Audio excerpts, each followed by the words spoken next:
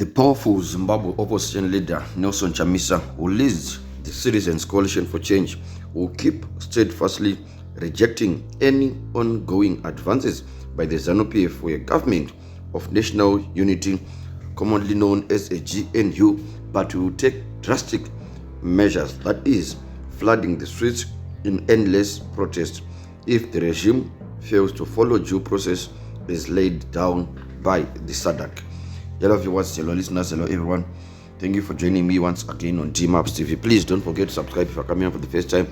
If you're regular, just do the usual. Please like and comment and also share our videos so that you won't miss any of the videos that we do here. Because what we do is we give you current affairs real time. So yes, Nelson Chamisa is abruptly refusing any form of a government of national unity with the ZANU-PF government as led by President Emmerson Mnangagwa. So many Zimbabweans have been wondering what President Nelson Chamisa is up to, and there have been a lot of complaints, if I may say, and even some went on to suggest that the CCC is now on autopilot, which means it is now going forward but without a driver, without a pilot. It is just going. No one seems to know what is happening within the CCC and or its plans for the future.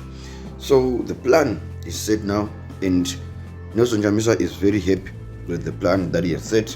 In 2024 is the year, according to him. Mnangagwa and his ZANU-PF have cracked under intense pressure from the Southern African Development Community, which is the SADC, and they are now running around begging President Nelson Chamisa to get into a GNU with them to release the SADC grip on them.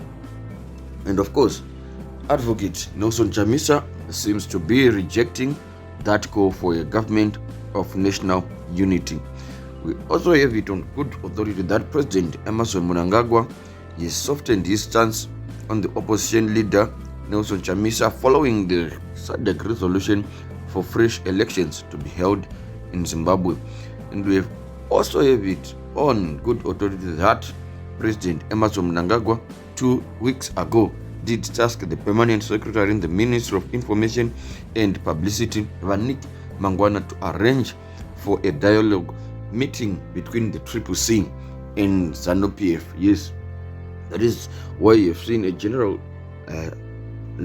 stance, a difference from what was previously going on. With now everyone in ZANU-PF has been primed to say you should do towards a GNU. Whatever approach you do with Nelson Chamisa should be to at least soften his stance a bit so that he accepts a GNU.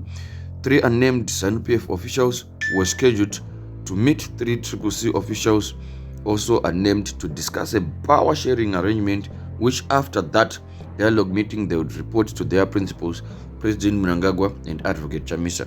This was thought would pave way for a grand meeting between the two principals.